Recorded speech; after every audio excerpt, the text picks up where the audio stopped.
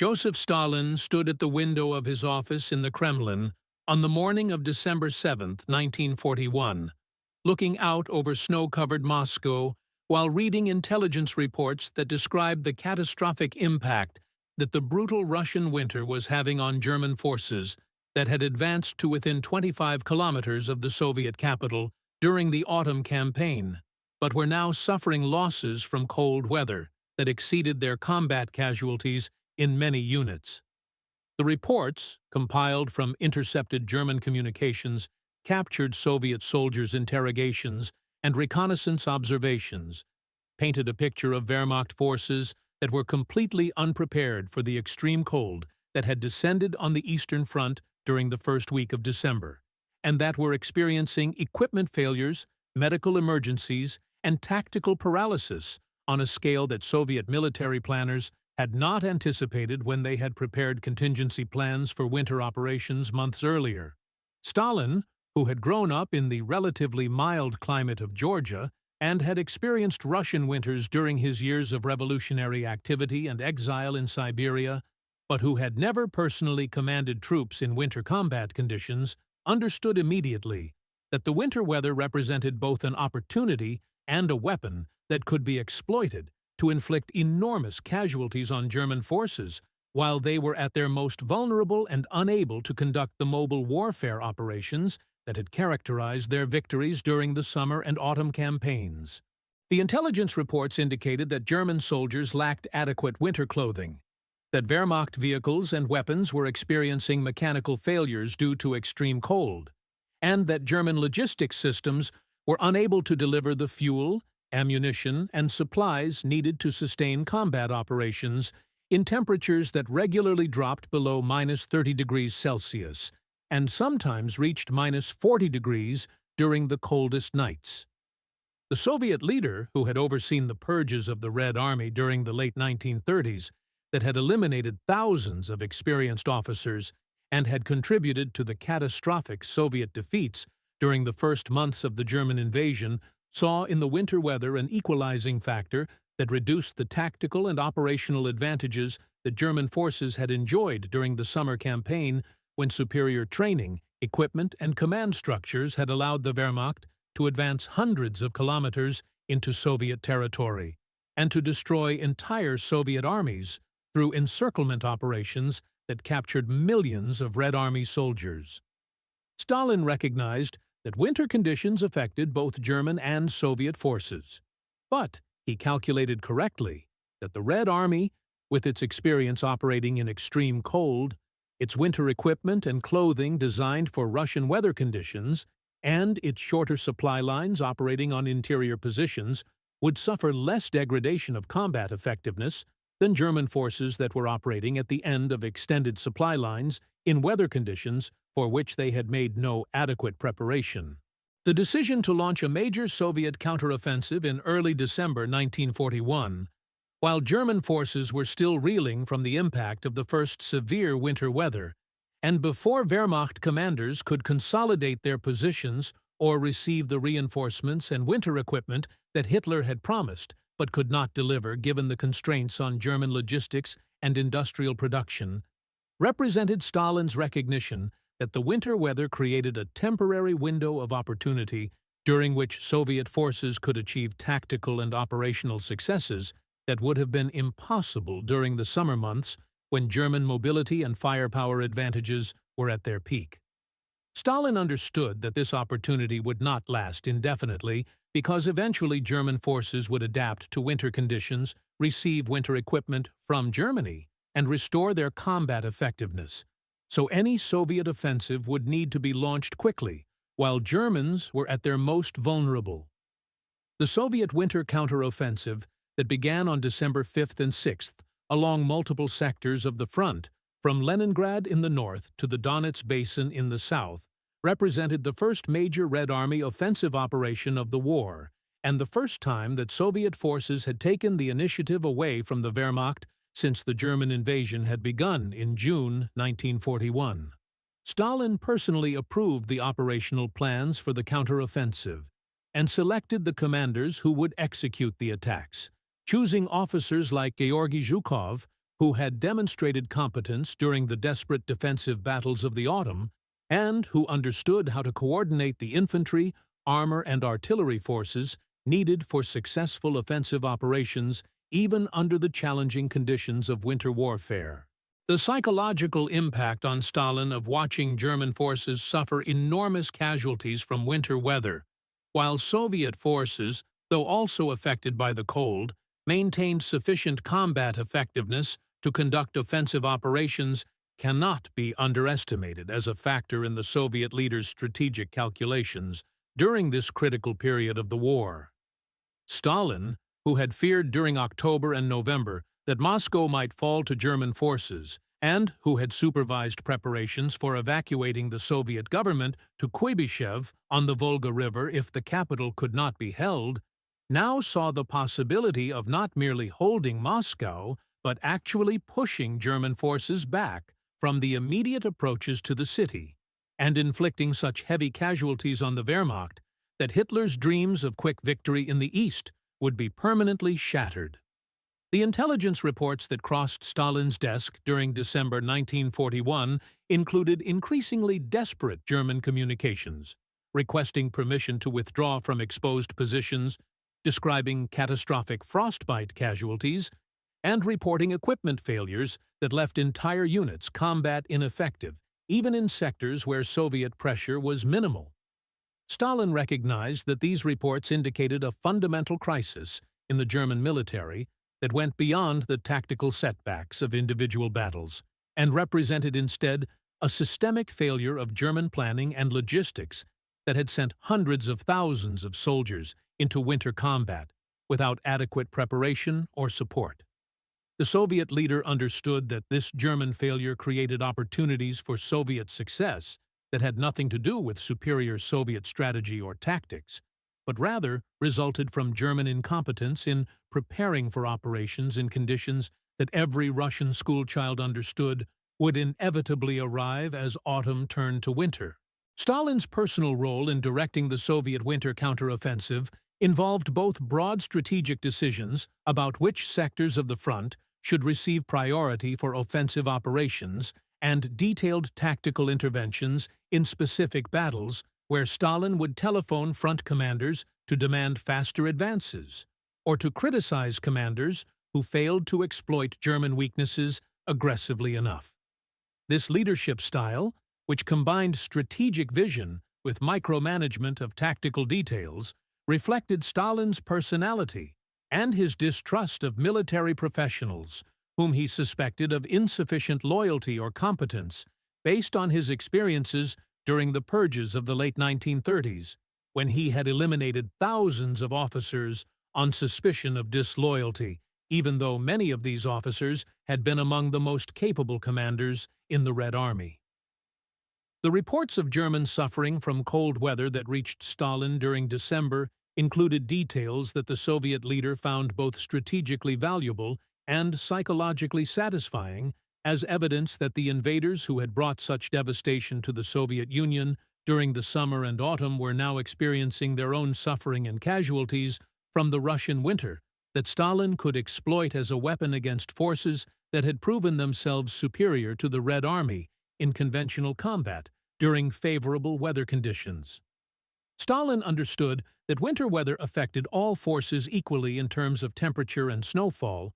but he recognized that the impact of winter on combat effectiveness depended critically on preparation, equipment, and adaptation, areas where Soviet forces possessed significant advantages over German troops, who had been assured by their own high command that the campaign would end before winter, and who had received no winter clothing or equipment, despite the obvious approach of cold weather. The timing of the Soviet winter counteroffensive to coincide with the period of maximum German vulnerability from cold weather casualties represented deliberate strategic planning by Stalin and the Soviet High Command to exploit weather conditions as a force multiplier that would enhance Soviet numerical advantages and compensate for continuing German superiority in areas like tactical coordination,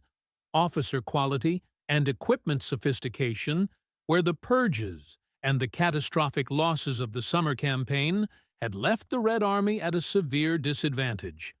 Soviet intelligence had provided accurate assessments of the scale of German cold weather casualties,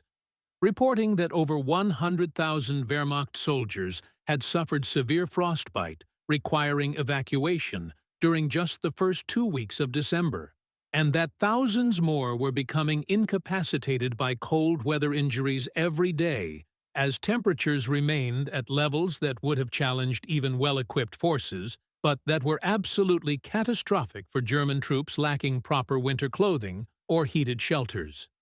Stalin personally reviewed and approved the propaganda materials that Soviet authorities distributed to Red Army troops before the winter counteroffensive,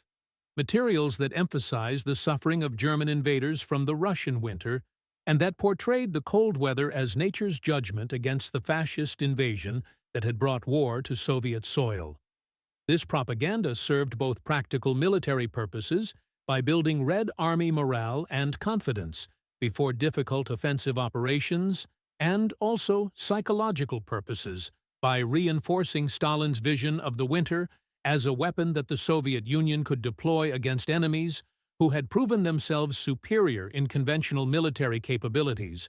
but who could not defeat the combination of Soviet resistance and Russian winter conditions that together created challenges beyond German capacity to overcome. The German requests for permission to retreat from exposed positions that reached Hitler's headquarters during December were consistently denied by the German leader, who insisted that Wehrmacht forces must hold their ground regardless of casualties or weather conditions, a decision that Stalin learned about through intelligence intercepts and that the Soviet leader recognized as an enormous strategic gift that would keep German forces in exposed positions where they would continue suffering casualties from both Soviet attacks and winter weather, rather than being allowed to withdraw to more defensible positions where they might consolidate their strength and reduce their vulnerability to both military and environmental threats. Stalin understood that Hitler's refusal to authorize retreats stemmed from the German leader's ideological convictions and his unwillingness to acknowledge that the Eastern Campaign had failed to achieve its objectives, but regardless of Hitler's motivations, the practical effect of denying German forces permission to withdraw was to keep Wehrmacht units in positions where Soviet forces could attack them while they were weakened by cold weather casualties and equipment failures. The scale of casualties that German forces suffered during the winter of 1941 through 42, which eventually exceeded 500,000 men, when combining combat losses from Soviet attacks with medical evacuations from frostbite and other cold weather injuries, represented a demographic and military disaster for Germany that fundamentally altered the strategic balance on the Eastern Front, and that vindicated Stalin's calculation that winter weather could be exploited as a weapon that would inflict casualties on German forces far beyond what Soviet military operations alone could have achieved during this period. Stalin recognized that these casualties represented not just temporary setbacks for the Wehrmacht, but rather permanent losses of trained soldiers, who could not be easily replaced given the demands that the multi-front war was placing on German manpower and industrial resources. The Soviet winter offensive achieved tactical successes that included pushing German forces back from the immediate approaches to Moscow, recapturing hundreds of towns and villages that had been under German occupation, and inflicting such heavy casualties on Wehrmacht units that some German divisions were reduced to small fractions of their authorized strength and could no longer function as effective combat formations. Stalin closely monitored the progress of these offensive operations through daily reports from front commanders and frequently intervened to demand more aggressive pursuit of retreating German forces, or to criticize commanders who he believed were not exploiting German weaknesses with sufficient ruthlessness and speed. The psychological dimensions of winter warfare from Stalin's perspective extended beyond the military advantages that cold weather provided to Soviet forces and included elements of national pride and historical continuity with earlier Russian victories over foreign invaders who had underestimated the challenges of operating in Russian winter conditions. Stalin, who was deeply invested in Russian nationalist narratives, despite his Georgian origins and his Marxist ideology, drew explicit comparisons between the German winter crisis of 1941 and Napoleon's disastrous retreat from Moscow in 1812, suggesting to his subordinates and to the Soviet public that history was repeating itself and that foreign invaders would always fail when they confronted the combination of Russian resistance and Russian winter that together created insurmountable obstacles to conquest. The intelligence assessments that Stalin received during December and January described German forces that were experiencing not just tactical setbacks, but rather a comprehensive breakdown of military effectiveness across multiple dimensions, including combat capability, logistics, morale, and command cohesion. These assessments reported that German soldiers were suffering from extreme demoralization as they watched comrades become casualties of cold weather, that Wehrmacht logistics systems were unable to deliver basic necessities like food and fuel to frontline units, that German vehicles and weapons were experiencing mechanical failures at rates that overwhelmed repair capacity, and that some German commanders were openly questioning the competence of their superiors who had led them into winter combat without adequate preparation or support. Stalin's exploitation of winter weather as a strategic weapon included specific tactical directives to Red Army commanders, instructing them to time their attacks for the early morning hours before dawn, when temperatures were at their lowest, and when German soldiers who had survived the night in inadequate shelters would be at their weakest from cold exposure and exhaustion, unable to respond effectively to Soviet assaults that would hit them when they were least prepared to resist. These tactical innovations in winter warfare demonstrated Stalin's understanding that the impact of cold weather on combat effectiveness was not constant throughout the day, but rather varied with temperature fluctuations, and that Soviet forces could maximize their advantages by attacking at times when Germans would be most vulnerable to the combined effects of Soviet firepower and extreme cold. The propaganda value of the winter victories for Stalin's political position within the Soviet Union cannot be overstated as a factor that enhanced his authority and legitimacy at a time when the catastrophic defeats of the summer and autumn had raised questions about his leadership and judgment. The winter counteroffensive allowed Stalin to present himself as the architect of Soviet victory, the leader who had recognized the opportunity that winter weather provided, and who had ordered the attacks that drove German invaders back from Moscow and inflicted unprecedented casualties on forces that had seemed invincible during the summer campaign. Soviet propaganda materials produced during and after the winter offensive portrayed Stalin as a military genius whose strategic vision had enabled the Red Army to achieve victories that vindicated his leadership and demonstrated the superiority of the Soviet system over the fascist invaders.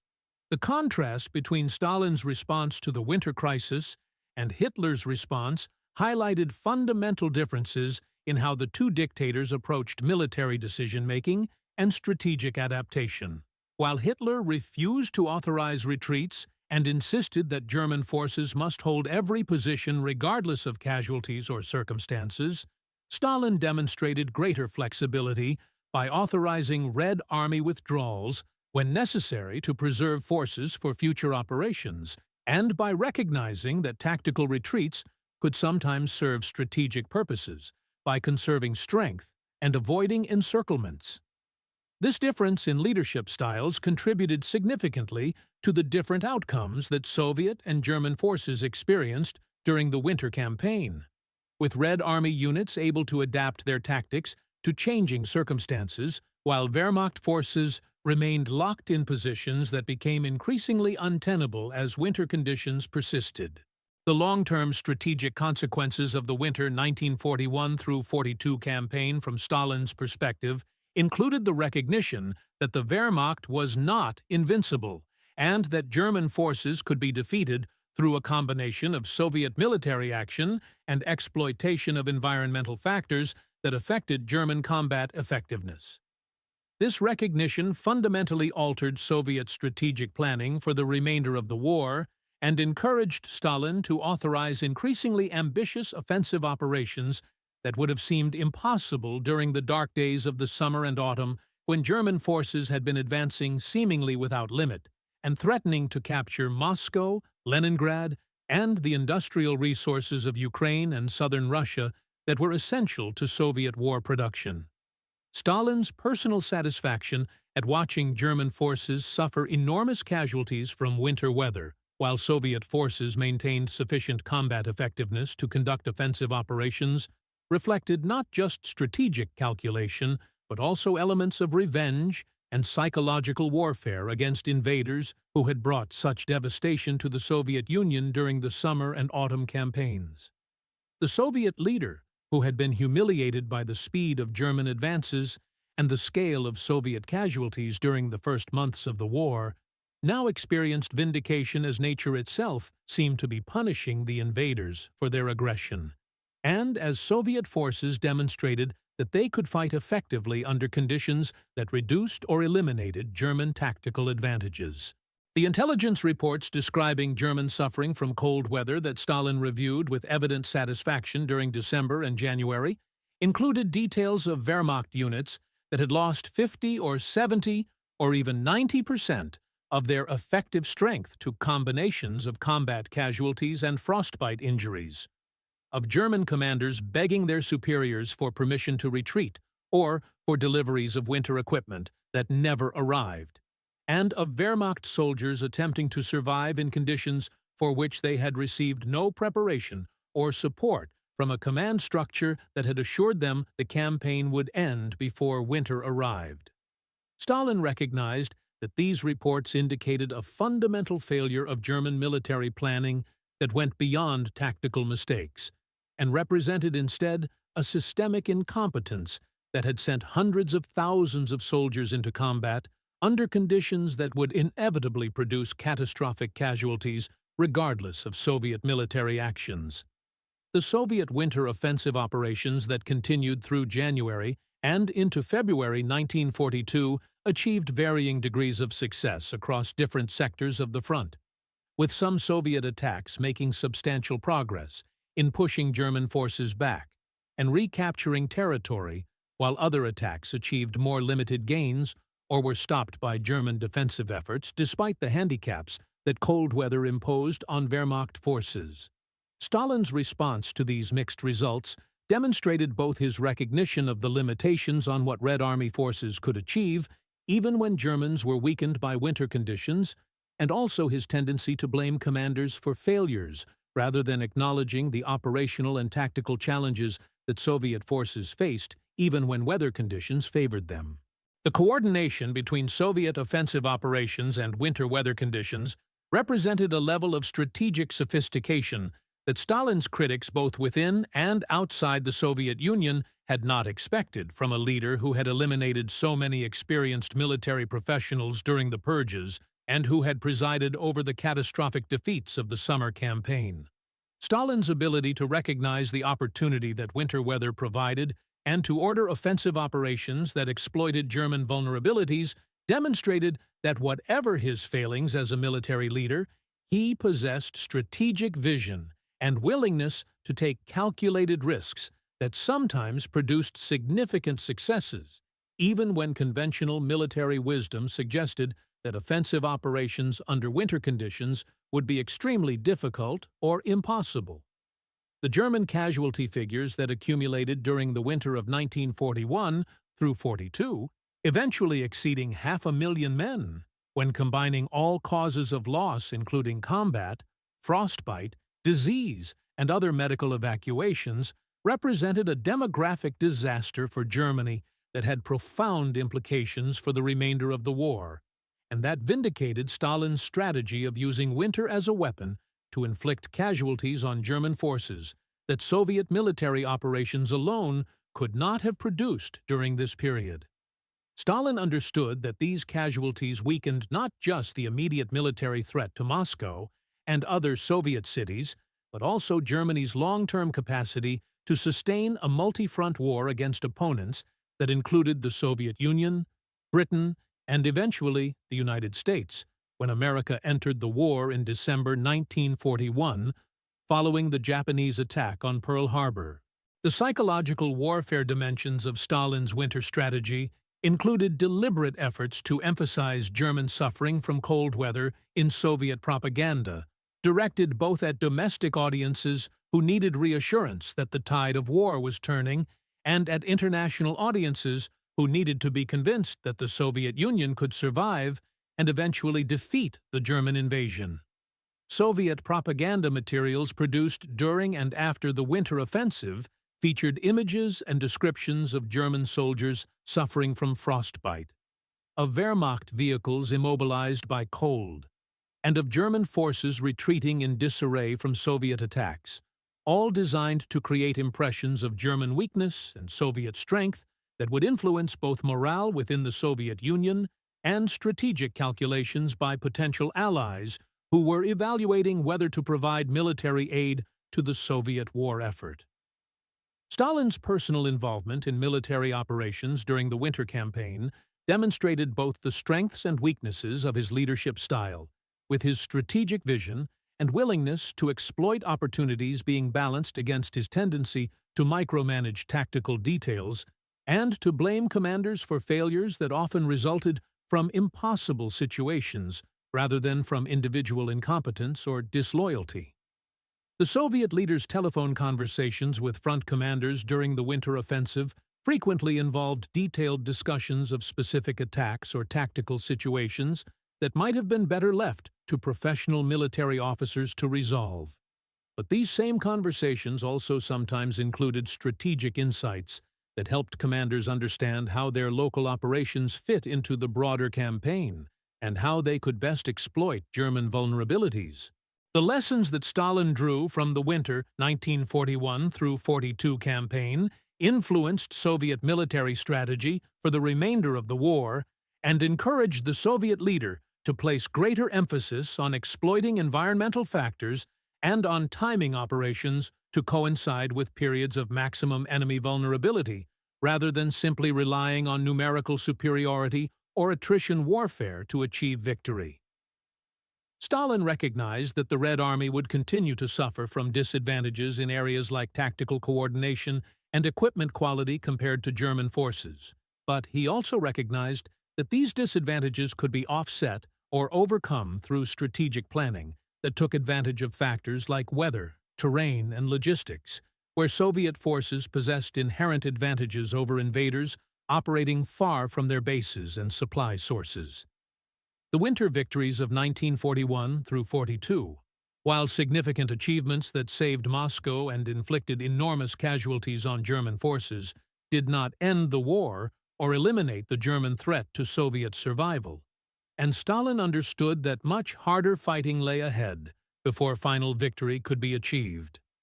The Soviet leader recognized that German forces would eventually adapt to winter conditions and that the Wehrmacht would recover from its winter losses through replacements and reorganization, meaning that the Soviet Union could not rely indefinitely on winter weather as a weapon, but would need to develop improved military capabilities that could defeat German forces under all weather conditions and across all seasons. The propaganda narrative that Stalin promoted following the winter victories emphasized the role of Soviet military prowess and leadership in achieving success, while downplaying the extent to which winter weather had contributed to German defeats. A narrative designed to build confidence in the Red Army and in Stalin's leadership, while also maintaining pressure on Soviet forces to continue improving their combat effectiveness rather than becoming complacent about victories that had been achieved partially through environmental factors rather than purely through military superiority. This propaganda approach reflected Stalin's understanding that psychological factors and morale were crucial elements of military effectiveness, and that maintaining soldier and civilian confidence required creating narratives of Soviet strength and German weakness even when the reality was more complex. The strategic balance on the Eastern Front following the winter 1941 through 42 campaign remained heavily contested, with neither side having achieved decisive superiority. But the psychological and demographic impacts of the winter favored the Soviet Union by demonstrating that German forces could be defeated, and by inflicting casualties on the Wehrmacht that could not be easily replaced, given the demands of the multi-front war.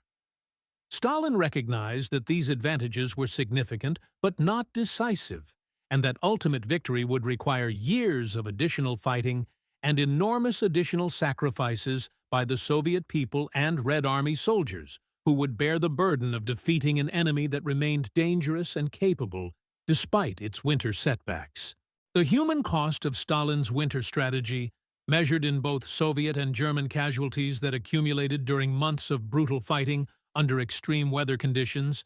demonstrated that exploitation of winter as a weapon came with significant costs for all forces involved, regardless of which side was better prepared for cold weather operations.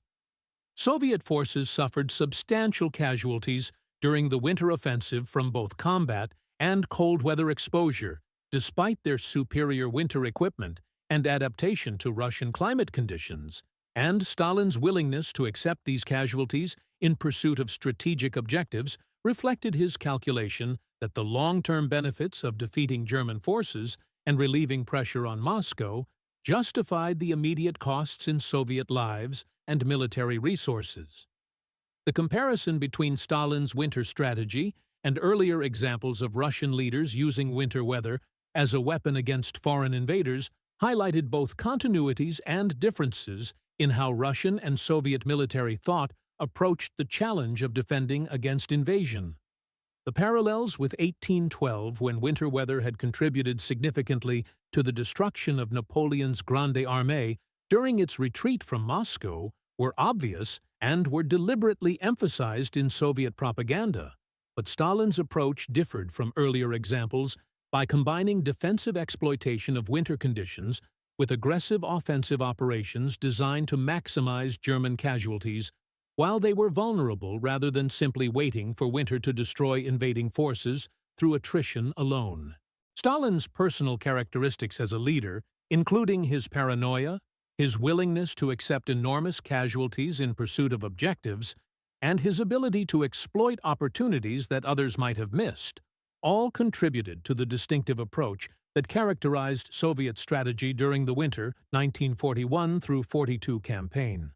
A different Soviet leader might have adopted more cautious approaches that emphasized consolidating defensive positions and avoiding offensive operations that risked Soviet casualties. But Stalin's combination of strategic vision and ruthlessness enabled him to recognize that the window of opportunity created by German winter vulnerability required immediate exploitation, even if this meant accepting substantial Soviet losses in pursuit of larger strategic gains.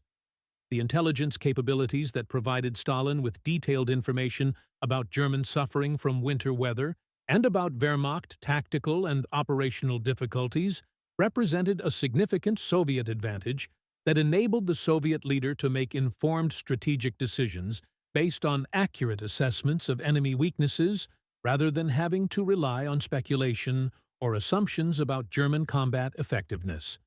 Soviet intelligence services, including both military intelligence organizations and the NKVD security apparatus, demonstrated considerable effectiveness in collecting information about German forces through multiple channels, including signals intelligence that intercepted German communications, interrogations of captured Wehrmacht soldiers, and reconnaissance operations that observed German positions and activities directly. The evolution of Stalin's thinking about winter warfare, from defensive exploitation of weather conditions to active use of winter as an offensive weapon, represented a significant development in Soviet military strategy that would influence operations throughout the remainder of the war, and that would contribute to Soviet successes in subsequent winter campaigns, when Red Army forces would demonstrate increasing sophistication in coordinating offensive operations with environmental conditions that weakened German combat effectiveness.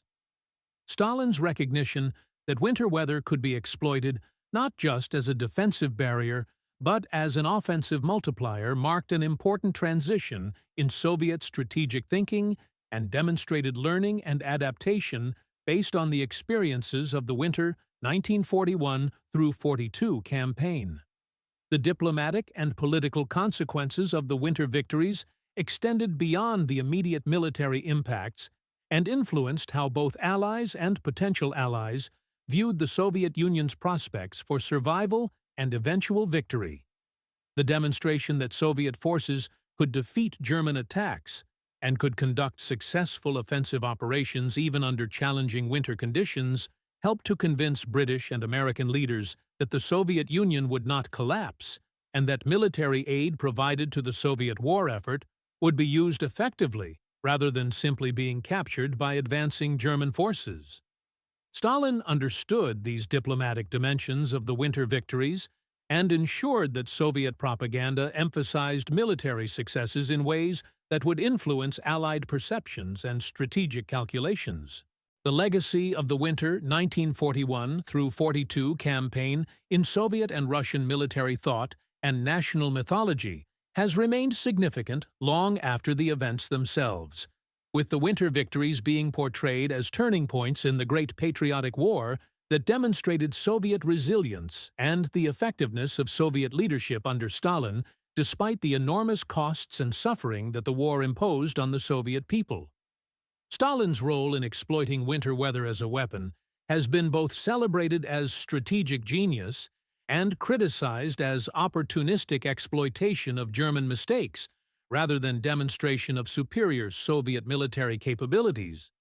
Reflecting ongoing debates about how to evaluate Stalin's contributions to Soviet victory and how to balance recognition of strategic successes against acknowledgement of the enormous human costs that Stalin's policies imposed.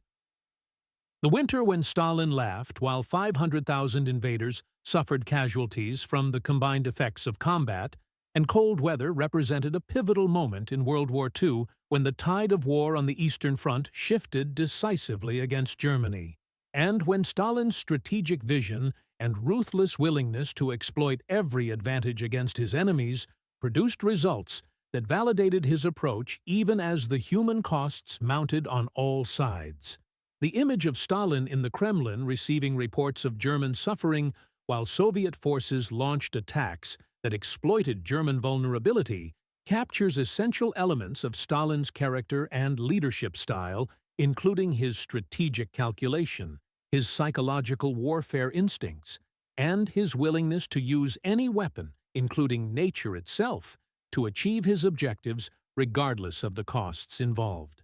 The winter 1941 through 42 remains embedded in historical memory as the season when the German advance into the Soviet Union was finally stopped and reversed, when the Wehrmacht experienced its first major defeats of the war, and when Stalin demonstrated that he could effectively exploit environmental factors to achieve strategic objectives that pure military operations alone might not have accomplished during this critical period. The combination of Soviet military action with winter weather created conditions that produced unprecedented German casualties and that established patterns of winter warfare that would characterize operations on the Eastern Front for the remainder of the conflict, with each winter campaign providing opportunities for Soviet offensives that exploited German vulnerabilities to cold weather even as German forces improved their winter preparation and equipment in response to their catastrophic experiences during the first winter of the Eastern Campaign. The specific mechanisms through which Stalin exploited winter weather as a strategic weapon included not just the timing of offensive operations to coincide with periods of maximum German vulnerability, but also the allocation of Soviet resources to ensure that Red Army forces received priority for winter equipment, heated shelters, and warm food that would maintain their combat effectiveness while German forces suffered from lack of these basic necessities. Stalin's direction of Soviet logistics efforts to prioritize winter preparation demonstrated his understanding that success in winter warfare required not just tactical skill, but also systematic logistical planning that ensured Soviet soldiers could function effectively in conditions that incapacitated poorly prepared German troops. The interrogations of captured German soldiers that Soviet intelligence conducted during the winter campaign provided valuable insights into Wehrmacht morale and combat effectiveness that helped Stalin understand the psychological impact that winter conditions were having on German forces beyond the obvious physical effects of cold weather casualties and equipment failures. These interrogations revealed that German soldiers felt betrayed by their own command structure that had sent them into winter combat without adequate preparation. That Wehrmacht morale was collapsing as soldiers watched comrades suffer from frostbite and hypothermia, and that many German troops had lost confidence in ultimate victory after experiencing the harsh realities of Russian winter conditions that contradicted all the assurances they had received from their officers during the summer and autumn campaigns. Stalin's exploitation of these psychological vulnerabilities through targeted propaganda directed at German forces represented another dimension of winter warfare that went beyond pure military operations and attempted to use information and psychological pressure to accelerate the collapse of German combat effectiveness and morale. Soviet propaganda leaflets dropped over German positions emphasized that Wehrmacht soldiers were suffering and facing casualties because their leaders had lied to them about the campaign ending before winter, that German command was incompetent and did not care about soldier welfare, and that German troops should surrender to Soviet forces rather than continuing to suffer in hopeless positions where winter and Soviet attacks would eventually overwhelm them regardless of how bravely they fought. The strategic transformation that occurred during the winter 1941 through 42 campaign from a situation where German victory seemed possible or even probable to one where Soviet survival was assured and eventual Soviet victory became conceivable represented one of the most significant turning points of World War II and demonstrated how rapidly strategic situations could change when environmental factors combined with military operations to create conditions that overwhelmed one side's capacity to adapt and respond. Stalin recognized this transformation and understood that the winter campaign had fundamentally altered the trajectory of the Eastern Front War in ways that created opportunities for Soviet strategy that would have seemed impossible just months earlier when German forces had been advancing toward Moscow and threatening to capture the Soviet capital. The winter when Stalin laughed while invaders suffered remains a powerful symbol of both the ruthlessness of Stalin's leadership and the effectiveness of exploiting every possible advantage against enemies who had underestimated the challenges of operating in Russian conditions and who paid enormous prices for their hubris and poor planning. The image of the Soviet leader in his Kremlin office receiving reports of German suffering while Soviet forces attacked vulnerable Wehrmacht positions captures essential truths about both Stalin's character and the nature of warfare on the Eastern Front, where environmental factors could be as important as military capabilities in determining outcomes and where leaders who understood how to exploit these environmental factors possessed strategic advantages that could offset disadvantages in other areas of military effectiveness. The comparative analysis of how different leaders responded to the winter 1941 through 42 crisis highlights fundamental differences in strategic flexibility and willingness to adapt to changing circumstances that distinguished Stalin's approach from Hitler's rigid insistence on holding positions regardless of costs or tactical realities. While Hitler refused to authorize retreats and demanded that German forces maintain their positions even when those positions became militarily untenable due to winter conditions and Soviet pressure, Stalin demonstrated greater willingness to adjust Soviet tactics and operations based on assessments of what was achievable, given available resources and current conditions on the battlefield. This difference in leadership approaches contributed significantly to the divergent outcomes that Soviet and German forces experienced during the winter campaign. The exploitation of winter weather as a psychological weapon extended beyond its direct military applications and included efforts to demoralize German forces by emphasizing that nature itself was fighting against the invasion and that German soldiers were suffering consequences that their own leadership should have anticipated and prevented through proper preparation. Soviet propaganda materials distributed during the winter campaign featured themes of winter as punishment for aggression and as manifestation of justice against invaders who had brought war to Soviet territory, creating narratives that combined practical military objectives with broader psychological and ideological messages about the inevitability of Soviet victory and German defeat. Stalin's understanding that winter warfare required different tactical approaches than summer operations influenced his directives to Red Army commanders about how to conduct offensive operations under extreme weather conditions, with emphasis on exploiting German vulnerabilities at specific times of day, when cold exposure would be at maximum levels, and on using Soviet advantages in winter equipment and adaptation to compensate for continuing German superiority in areas like tactical coordination and combined arms integration. These tactical innovations demonstrated learning from early winter battles and represented efforts to develop distinctively Soviet approaches to winter warfare that would maximize advantages and minimize vulnerabilities in ways that would serve Soviet forces well in subsequent winter campaigns throughout the remainder of the war. The winter when Stalin laughed while invaders suffered represents more than just a military campaign or a strategic turning point, but rather embodies broader themes about leadership, preparation, adaptation, and the exploitation of every available advantage in pursuit of victory regardless of costs or consequences.